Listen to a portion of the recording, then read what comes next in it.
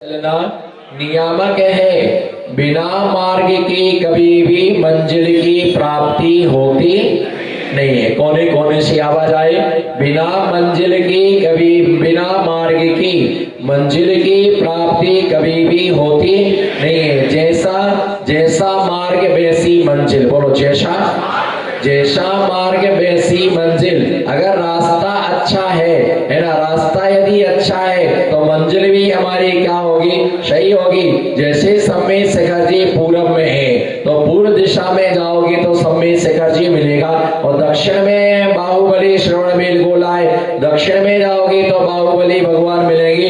रास्ता हमारा सही होना चाहिए। मार्ग जिसका सही होता है उसकी मंजिल एकदम बिल्कुल क्या होती है, सही होती है। किसी व्यक्ति ने आकर के प्रश्न किया, संसार में प्रश्न करने वालों की कोई कमी नहीं है ना। किसी व्यक्ति ने प्रश्न किया कि महाराज श्री है ना, पंचम काल में मोक्ष तो है ही नहीं। बोलो जी, पंचम काल में किसी ने प्रश्न किया, पर निश्चित मान करके चलिए कि प्रश्न जो किया है ना, प्रश्न अटपटा होता है। बोलो प्रश्न, बोलो प्रश्न होता है अटपटा। बोलो प्रश्न होता है अटपटा और जवाब होता है चटपटा। बोलो प्रश्न होता है अटपटा और जवाब होता है चटपटा। भले प्रश्न क्या हो, प्रश्न कैसे भी हो, प्रश्न गर्मी को पैदा करने वाला हो, पर समाधान क्या होता है, प्रश्न ज्वलंत होता है और समाधान शीतल होता है। बोलो प्रश्न ज्वलंत होता है और समाधान शीतल होता है। जैसे ही प्रश्न किया कि महाराज पंचम काल में मोक्ष तो होता ही नहीं है। बोलो पंचम काल में मोक्ष तो होता ही नहीं है, तो मोक्ष मार्ग पर चलने से फायदा क्या है? काहे को परेशान हो रहे हो? बोलो काहे को परेशान हो रहे?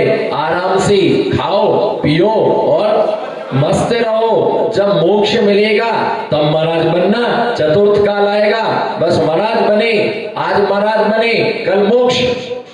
क्यों इतनी गांव गांव पांव पांव फिरना, एक बार आहार करना, अंतराय का पालन करना, गर्मी सर्दी करना, काहे को इतने कष्ट भोग रहे हो, है ना। महाराज मत है परेशान हो, पंचम काल में मोक्ष तो है ही नहीं। तो मैंने भी कहा कि बात सही, तो तुम सही कह रहे भैया, लेकिन आप तो सही कह रहे हैं, मोक्ष नहीं है, मोक्ष नहीं है। तो मुझे ऐसा लगे अरे यार कि मैं इस बात को पहले नहीं समझ पाया कि पंचम काल में क्या नहीं है, मोक्ष नहीं है। और आप जैसा गुरु पहले समझाने वाला, आप जैसा गुरु पहले समझाने वाला नहीं मिला। अगर आप जैसा गुरु पहले समझाने वाला मिला होता तो मैं सही में मुनि नहीं बनता, मैं सही में मुनि नहीं बनता। लेकिन महाराज अब बन गए तो क्या करना है, मिट जाओ। क्या टाइम लगता है बनने में, टाइम लगता है मिटने में, थोड़ी टाइम लगता है। मैंने कहा भैया बिका हुआ माल कभी वापिस नहीं होता है। अब जो ले लिया वो ले लिया।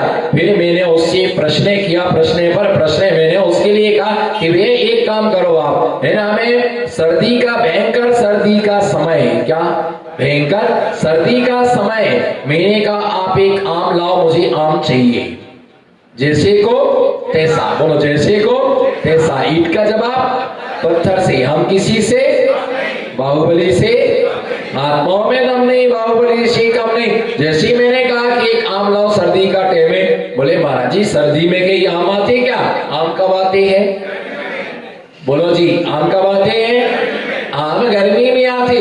मैंने कहा नहीं, मुझे तो सर्दी में आम चाहिए है। बोलो मुझे तो सर्दी में आम चाहिए, मैंगो रस चाहिए, आप तो लेकर के आओ। तो उसने कहा देखते हैं, हो सकता किसी पेड़ पर आपके भाग्य से लगाओ। तो वो जैसी गया और जंगल में आम के बगीचे में गया, देख करके आया तो पूरे बगीचे में आम के पेड़े पेड़े लगे थे, पत्ते लगे थे, डालियां लगी हुई थी, हरा भरा पेड़ था, लेकिन एक में भी क्या नहीं लगा था, एक में भी आम नहीं लगा था। घूम करके आया, ढूंढ करके आया। मैंने कहा आम कहाँ है? बोले आम नहीं है, आम का, बोलो आम नहीं है, आम का पेड़ है। तो मैंने कहा कि आम कब आएगा? मैंने कहा कि आम कब आएगा, है ना। उसने बोला कि जब सीजन आएगा तब आम आएगा। बोलो सीजन आएगा तब आम आएगा। तो मैंने कहा आम का पेड़ है कि नहीं? बोले हाँ आम का पेड़ तो है। मैंने कहा आज पेड़ है तो कल क्या आएगा?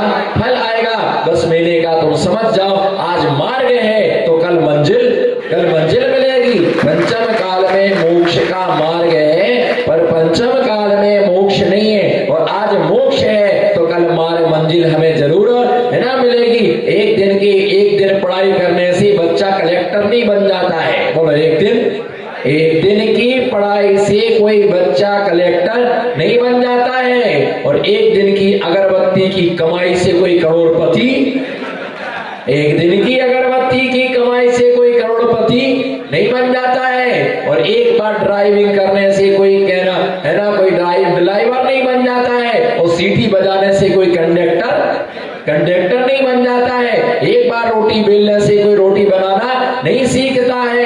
एक दिन की पढ़ाई से कोई कलेक्टर नहीं बनता, एक दिन की कमाई से कोई है ना करोड़पति नहीं बनता, है ना। इसी प्रकार से भैया एक दिन चल लेने से कोई मोक्ष मार्गी नहीं हो जाता है। मैंने उसे हिंदी में समझाया, मैंने कहा आज वृक्ष है तो कल फल आएगा। जैसे आम का सीजन है, बोलो जैसे आम का सीजन है, हर फल का अपना अपना सीजन होता है, हर सब्जी का अपना अपना सीजन होता है, हर चीज का सीजन होता है। बस इसी प्रकार से मोक्ष का भी सीजन होता है। मोक्ष चौथे काल में ही मिलता है, अन्य कालों में मोक्ष होता नहीं है। पर पंचम काल में मोक्ष मार्ग तो है, पर पंचम काल में मोक्ष नहीं है। पंचम काल में सम्यक दर्शन की प्राप्ति है, पर छायक सम्यक दर्शन नहीं है। पंचम काल में धर्म ध्यान होता है, पंचम काल में शुक्ल ध्यान नहीं होता है। पंचम काल में पुरुष होते हैं, पर महापुरुष नहीं होते हैं। बोलो, पंचम काल में पुरुष होते हैं, पर पंचम काल में महापुरुष नहीं होते हैं। इसलिए भगवान आप क्या है, पुरुषोत्तम, आपने मोक्ष के मार्ग को आपने बताया, मोक्ष के मार्ग पर आप चले और आपका अनुसरण करने वाले आपने ही मोक्ष के मार्ग का दरवाजा है ना खोला। इसलिए आप क्या है, पुरुषोत्तम है। भैया ध्यान रख करके चलना, महावीर के नाम पर मार्ग बनाना सरल है। बोलो जी, महावीर के नाम पर, बोलो ना, महावीर के नाम पर मार्ग बनाना सरल है। महावीर मार्ग, बोलो ना, बाहुबली महावीर मार्ग, बाहुबली मार्ग, बोलो महावीर, बोलो बाहुबली महावीर मार्ग, बोलो महावीर बाहुबली मार्ग,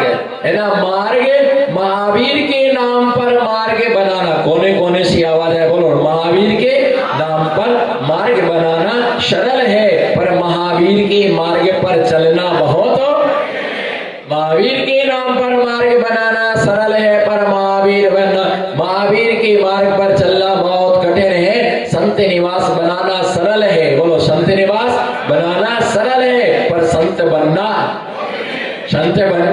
है ना बहुत कठिन है। ये ध्यान रख करके चलना, भगवान बनाना बहुत सरल है, पर भगवान है ना बनना बहुत कठिन है। भैया ध्यान रख करके चलना, भगवान को वेदी पर विराजमान करना सरल है, पर भगवान के पास 10 मिनट विराजमान होना बहुत कठिन है। भैया ध्यान रख करके चलना कि कहीं मूर्ति विराजमान करो, मंदिर बनवाओ, पूरा हमने मंदिर बनवाया, पूरी मूर्ति, बड़ी मूर्ति हमने रखवाई।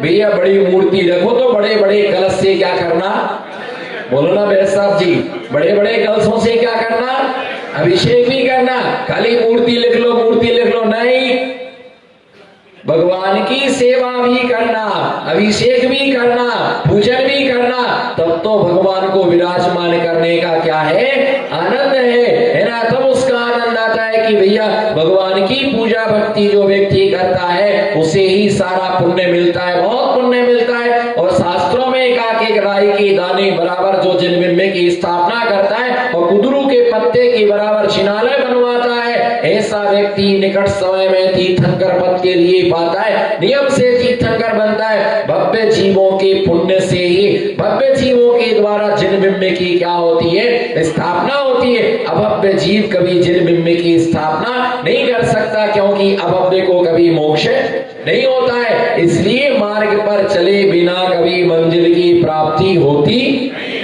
नहीं है। 3-4 तो गुमास्ता नगर में भरत चक्रवर्ती बन के घूम रहे, 3-4 ज्यादा नहीं बोले हमने। आप लोगों का उस लिस्ट में नाम नहीं है, आपका तो दूर दूर तक नहीं है, सोच नहीं मत आप तो, आपका दूसरी लिस्ट में नाम है। उनका तो वो 3-4 भरत चक्रवर्ती है, तो वो कहते हैं महाराज के पास क्या जाना है, हम तो यहाँ कपड़े उतारेंगे और एक क्षण में इतना करते ही मोक्ष हो जाएगा। भरत चक्रवर्ती को क्या हुआ आपको तो मालूम है, सबको मालूम है, कपड़ा उतारते उतारते क्या हो गया, और वो धोती दुपट्टा था इसलिए जल्दी उतर गया। तुम्हारा तो जीन्स से पैंट में फंस जाएगा, निकलेगा नहीं, मोक्ष का टाइम निकल जाएगा, पैंट नहीं उतरेगा। और ऐसे समय में चड्डी का नारा बहुत जल्दी उलझ जाता है, जल्दी जल्दी का काम बहुत लफड़ा, जो चीज चाहिए होगी वो चीज मिलती नहीं है। और पता चला मोक्ष का टाइम पीरियड निकल गया, तुम्हारा पैंट नहीं हुआ, बोले रुको रुको 2 मिनट रुक जाओ, है ना, बोले 2 मिनट 10 मिनट रुके, लेकिन पैंट खुले तब तो पहले धोती दुपट्टा पहनते थे, फटाफट 1 सेकंड में अलग किया धोती दुपट्टा, मंदिर में देखते नहीं, अभी से करने के बाद कैसे उतारते, जीना चढ़ते जाते, कांच खोलते जाते, एक आगे से खोलते एक पीछे से खोलते, वहां जाते जाते यहाँ डाल लिया, गांठ खोलते गए, है ना, जैसी के तैसी उतारा, पैरों से वहीं लथेड़ा और नीचे चलते बने, है ना, अपने साइड के बटन जीना उतरते उतरते लगाती है।